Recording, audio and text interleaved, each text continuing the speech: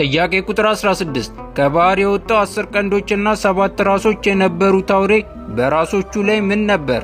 ሀ አይን፣ ለ ጥቁር ድንጋይ፣ ሐመርኳ የዘንዶ አፍ፣ መ የስድብ ስም።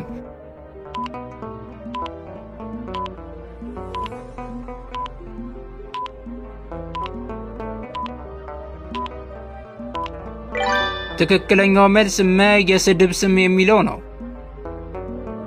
አንድም አውሬ ከባህር ሲወጣ አየሁ። 10 ቀንዶችና 7 ራሶች ነበሩት። በቀንዶቹም ላይ 10 ዘውዶች፣ በራሶቹም ላይ የስድብ ስም ነበር። በዚህ ክፍል የተገለጸው አውሬ በዘንዶ ወይም በሰይጣን ስልጣን የተሰጠው ነው። በራሶቹ ላይ የስድብ ስም ከመኖሩም ባሻገር ስድብን የሚናገርበት አፍ እንደተሰጠው በቁጥር 5 ላይ ይናገራል። ቁጥር 6 እንዲህ ይላል፣ እግዚአብሔርን ለመሳደብ ስሙንና ማደሪያውንም በሰማይ የሚያድሩትንም ሊሳደብ አፉን ከፈተ። ጥያቄ ቁጥር 17 የአውሬው ቁጥር ስንት ነው? ሀ 144፣ ለ 1000፣ ሐመርኳ 666፣ መ 777።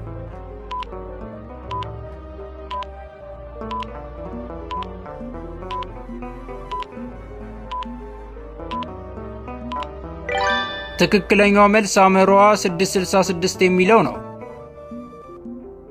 የአውሬውን ስም ወይም የስሙ ቁጥር ያለው ምልክት የሌለበት ማንም ሊገዛ ወይም ሊሸጥ እንዳይችል ያደርጋል። ጥበብ በዚያ አለ። አእምሮ ያለው የአውሬውን ቁጥር ይቁጠር፣ ቁጥሩም የሰው ቁጥር ነውና፣ ቁጥሩም 666 ነው። ራእይ 13:17-18። ጥያቄ ቁጥር 18 ለአውሬውና ለምስሉ የሚሰግድ በግንባሩም ወይም በእጁ ምልክቱን የሚቀበል ማንም ቢኖር ምን ይሆናል? ሀ ከመከራው በኋላ ይቅርታ ያገኛል፣ ለ ከእግዚአብሔር ቁጣ ወይን ጠጅ ይጠጣል፣ ሐመርኳ ታላቅ ሀብትና ክብር ያገኛል፣ መ ከአውሬው ጋር ለዘላለም ይገዛል።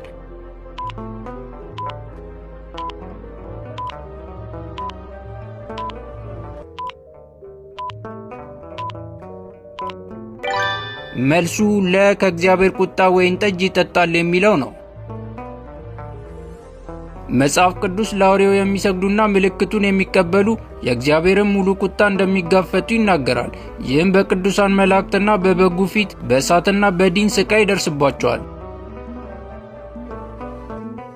ጥያቄ ቁጥር 19 ከሰባቱ መላእክት የፊተኛው የእግዚአብሔርን ቁጣ ጽዋ በምድር ውስጥ ባፈሰሰ ጊዜ የአውሬው ምልክት ባለባቸውና ለምስሉ በሚሰግዱ ሰዎች የሆነው ምን ነበር? ሀ የሚነዘንስ ቁስል፣ ለ በታላቅ ትኩሳት ተቃጠሉ፣ ሐመርኳ ወደ ድንጋይነት ተለወጡ፣ መ አይናቸው ታወረ።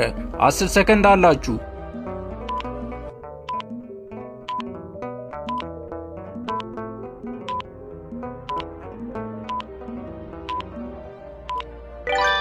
መልሱ ሀ በሚነዘንስ ቁስል ተመቶ የሚለው ነው። የመጀመሪያው መልአክ ጽዋውን ወደ ምድር ባፈሰሰ ጊዜ የአውሬው ምልክት ባለባቸው ለምስሉም በሚሰግዱ ሰዎች ላይ ክፉኛ የሚነዘንስ ቁስል ሆነባቸው። ራእይ 16:2። ጥያቄ ቁጥር 20 7 ራሶችና 10 ቀንዶች ባሉበት በቀይ አውሬ ላይ የተቀመጠችው ሴት በግንባሯ ላይ የተጻፈው ምን ነበር? ሀ የባቢሎን ልጅ፣ ለ ጋለሞታይቱ ኤልዛቤል፣ ሐመርኳ ታላቂቱ ባቢሎን የጋለሞታዎችና የምድር ርኩሰት እናት፣ መ የደቡብ ንግሥት።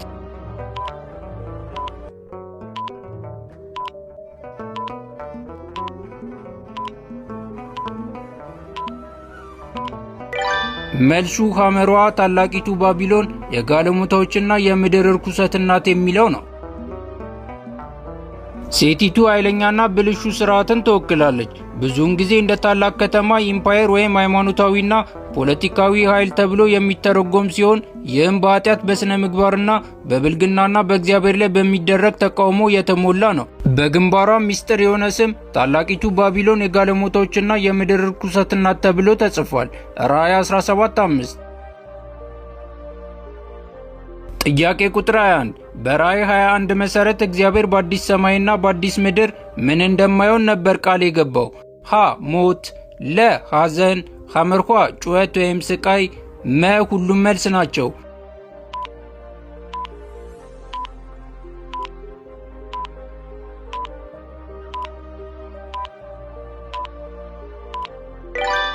መልሱ መ ሁሉም መልስ ናቸው የሚለው ነው። እንባዎችንም ሁሉ ከዓይኖቻቸው ያብሳል። ሞትም ከእንግዲህ ወዲህ አይሆንም። ሐዘንም ቢሆን ወይም ጩኸት ወይም ስቃይ ከእንግዲህ ወዲህ አይሆንም፣ የቀደመው ሥርዓት አልፏልና ብሎ ሲናገር ሰማሁ። ራእይ 21:4። ከ21ዱ ጥያቄዎች ስንት መለሳችሁ? በጥያቄዎቹስ ምን ያህል ተጠቀማችሁ? በኮሜንት ላይ አስቀምጡልን።